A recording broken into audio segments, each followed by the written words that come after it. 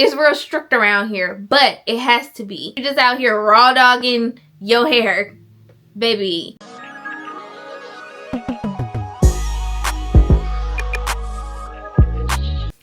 What is up, you guys? It's your girl Z here. Welcome back to my channel. If you are new here, welcome. Make sure that you hit the subscribe button down below and join the team. If you are not new here, welcome back. So in today's video, we're going to be talking about all of my non-negotiables, okay? When it comes to being a straight natural or just being a natural or just like my hair care in general. All of my non-negotiables, because listen, when it comes to my hair, I don't play. If there's one thing I don't play about, it's my hair.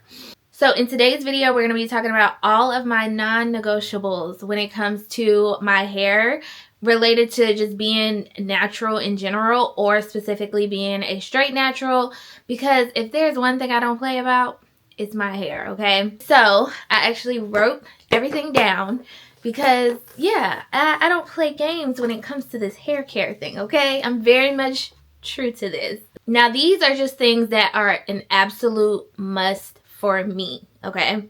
I always tell y'all, figure out what works for your hair best and do what works for you best. So let's get into it.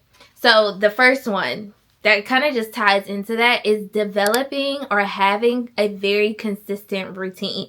So again, everybody's hair is so different. How often you need to wash your hair is different from the next. So just establishing a very consistent routine is something that is very much non-negotiable for me. So for me, that looks like literally washing my hair every 2 weeks, okay? Not a day late, not a week late. I have to wash my hair every 2 weeks. Now, I think I've told you guys before I got color in my hair, I used to try and stretch it to about 3 weeks or so. But again, now having color in my hair being a little bit more fragile, 2 weeks, shawty. That's all you got. So that is the very first like non-negotiable for me. And even if I don't make it to the 2 weeks, like I'm not going past 2 weeks. Sometimes I've washed my hair, like to be quite honest, y'all, this is 2 week hair, not even 2 weeks. Saturday will be 2 weeks, but y'all are seeing this on Sunday. Anyway, and I've wanted to wash my hair for like the past 3 days because my hair is so oily. Like, I just haven't had the time. It's also, for me, working full time, it's just easier for me to do my hair on the weekend. So sticking to a very consistent routine. And that also just includes what I do to my hair on wash days as well. So routine doesn't necessarily have to be how often you're washing it, but also the steps within your wash day routine. So if you're not new here, you know, I'm clarifying, I'm deep conditioning, I'm doing some sort of leave-in, blow drying, straightening. Like, that is my hair, my wash day routine. Like, very much to the point every single time. It's consistent. My hair knows exactly what I'm going to do to it. So just very much having a consistent routine all around, whether that's timing of like how often you're washing, but also the things that you are doing within your wash day routine. So that's my first non-negotiable. Second non-negotiable, which I kind of just mentioned, my step within the routine. Y'all already know, I'm always going to deep condition. I don't care. I am always going to deep condition. You will find very few times that I won't deep condition, but in that case, I'll just leave the conditioner on for a couple of minutes. But I will say about 93% of the time, I don't know, that was a random number, but 93% of the time, I'm going to do a deep conditioning or some sort of mask on my hair. That's just, it makes me feel better when my hair is done to know that like I deep conditioned, I hydrated my hair as best as I can, because again, being a straight natural, hydration and moisture is key. So for me, doing that on wash day is pivotal and an absolute must. So that is hands down non-negotiable. I am deep conditioning, and y'all know I love my deep conditioning cap. I recently got a steamer. My hooded dryer is in the mail. So we got, you know, I'm always going to deep condition my hair no matter what. So again, like I said, whether you're doing that with a heating cap, steamer, hooded dryer, any of those things, baby, deep conditioning is an absolute must. That is probably, y'all already know.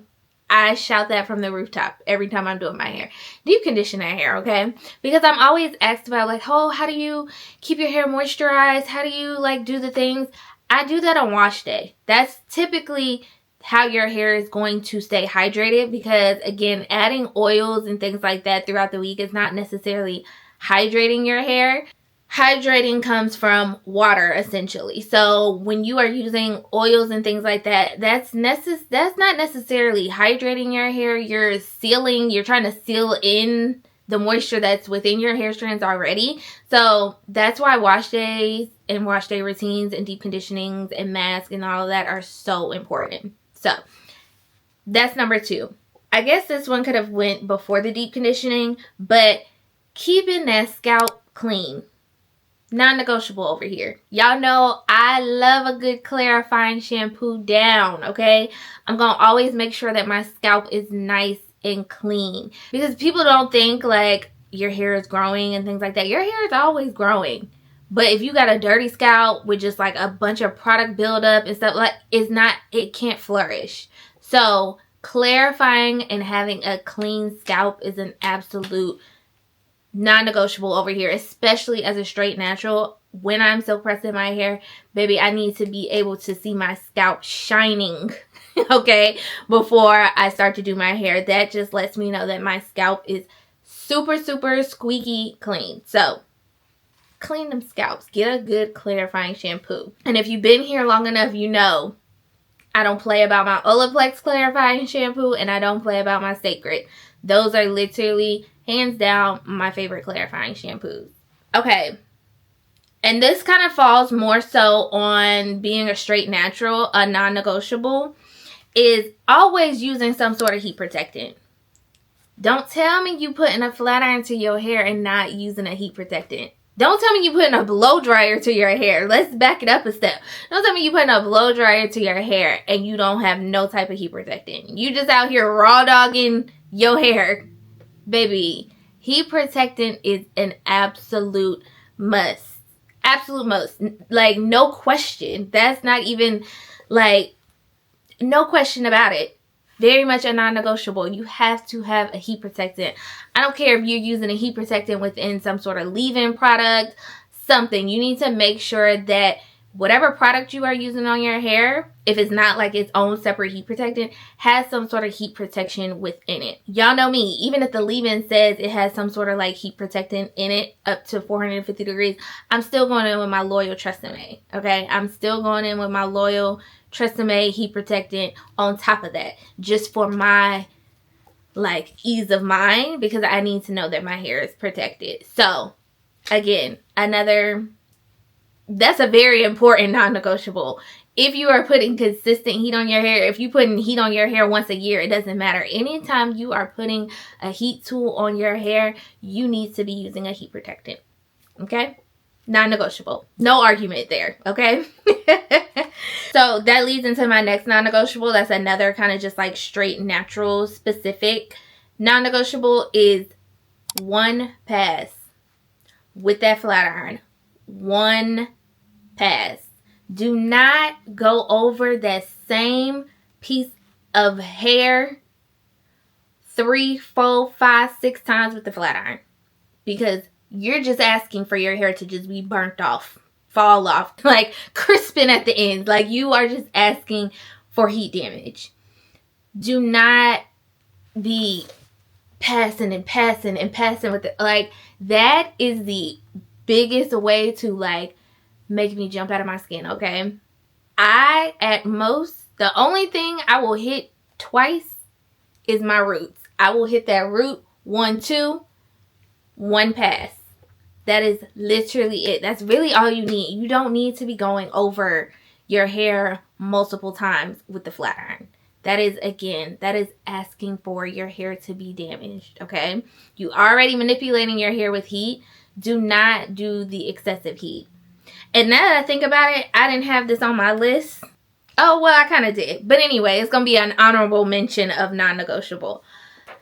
Once I flat iron my hair, once my hair is silk pressed, I don't touch that flat iron until it's the next wash time, okay? So I'm literally asked that all the time. I was literally asked that the other day. And they were like, so how often do you like touch your hair up with a flat iron? Oh, baby, I don't. The last time I touched that flat iron was 2 weeks ago when I did this. And the next time I touch it will be when it's time for me to wash my hair again. So that's another like non-negotiable. Once you are done flat ironing your hair, put that flat iron up. Put it up. Because that's another way to get excessive heat damage, because you're reapplying heat on your hair 3, 4, 5 days later. No. That's just, and again, these are my non-negotiables. I don't pick that flat iron back up. It's a hard no for me. Okay. Next ones are kind of going to lean more into, yes, I tell you, being able to do your hair yourself is a flex, which it is. It is very much a flex to be able to maintain and do your hair on your own. But it is very great to have a very loyal stylist that has another set of eyes on your hair and can tell you things that you maybe cannot see. So the next non-negotiable is finding a very good, loyal hairstylist and sticking to her or him. Yeah, I know I tell you, don't be doing all that chair hopping, okay? Don't be doing all that chair hopping. Finding one good, loyal hairstylist that you can go to help you maintain the health of your hair and help you, whatever your goal is that you're trying to do. If you want to grow your hair, if you are trying to retain length, or if you just really just want to keep your hair in a healthy state, no matter what length it is, having a good stylist who you can trust and who is knowledgeable, because we ain't gonna get on the topic of hairstylists, but just having a good hairstylist who is knowledgeable on natural hair specifically is super important, because again, like I said, it's another set of eyes that can give you feedback and has a viewpoint that you necessarily can't see. Y'all know I love my hairstylist down. Shout out to my girl Tristan. She's able to see stuff in the back of my head that I can't necessarily see. She's able to tell me things or recommend things to me that me, as somebody who is not licensed, who is not a hair care professional, I'm a hair care enthusiast, I enjoy this, but I don't know everything. So having her to educate me on things that I may not know, put me on to different things, is so important to me, and I appreciate that so much, because it makes me want to be able to learn more on my own and know things, and I'm able to be like, girl, yes, I learned this and this next time I go see her. So it's just super important to have at least one good stylist that you can, if you in an emergency with your hair and you like, girl, I don't know what to do, and she can tell you if you can't get in her chair. Like having someone like that is just super important. And also, like I said, it keeps you from having to chair hop and having a bunch of different hands in your hair, because that's just, at the end of the day, chair hopping, going from stylist to stylist to stylist, like each one of them is probably telling you something different. Stick to one good stylist who, like I said, is knowledgeable, who you can trust, and who you know is going to want to take care of your hair just as much as you want to. So that is very much a non-negotiable for me, and I'm so thankful that I've found my girl since being back in Charlotte, and I just love being able to have that one stylist that I can call on, go to, text, and be like, girl, what was that product you said I need to get again? Okay, yeah. So have a good stylist in your corner, which leads me into the next non-negotiable. Get them trimmed as needed, okay? Don't be hanging on to dead hair that just is choppy, flimsy, flying in the wind. Y'all know what them ends be looking like when they be like, oh, baby, she need a trim bad. Don't be holding on to that just to hold on to an extra 2 inches of hair. It's not worth it, because all it's going to do is continue to go up the hair shaft, and you're going to have to cut it even shorter. So get the trims as needed. That is very much a non-negotiable for me. Tristan be like, Z, we going to have to cut it here. And I'll be like, you know what? Go ahead. We got to do what we got to do. Because at the end of the day, my main goal is to have healthy hair, not just long hair. Like, I want to maintain the health of my hair. So If we need to chop up a couple inches, y'all literally saw when I went, because I go get my trims every 12 weeks or so. So next month I'll be due for another trim.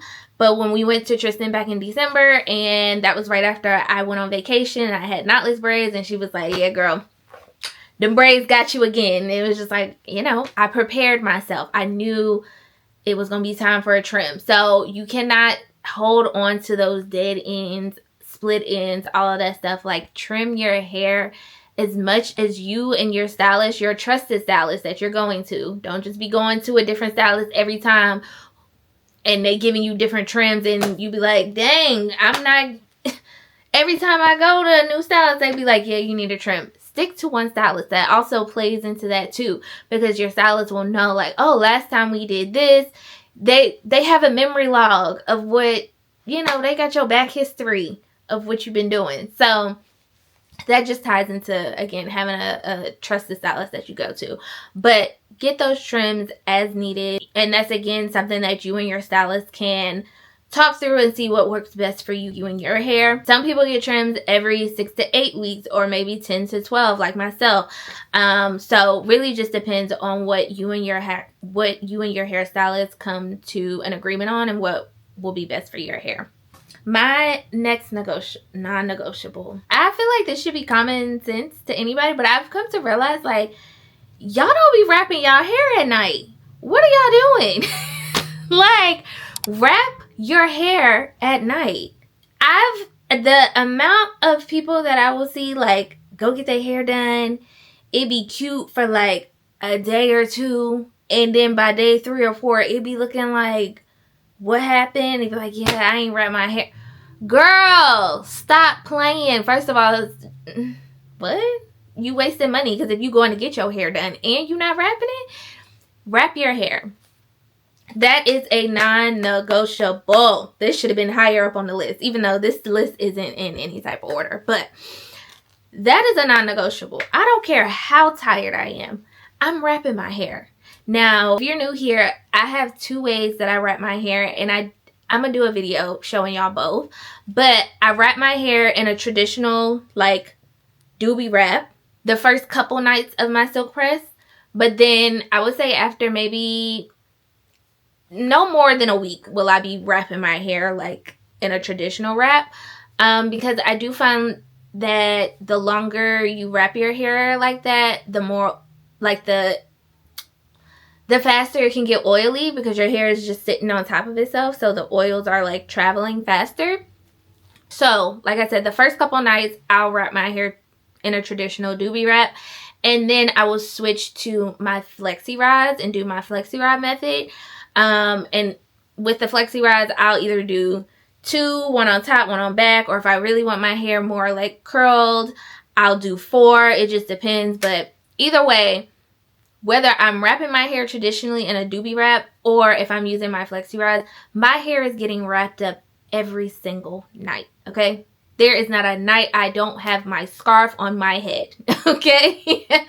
You have to wrap your hair. That is only gonna, 1, is gonna help you preserve your silk press.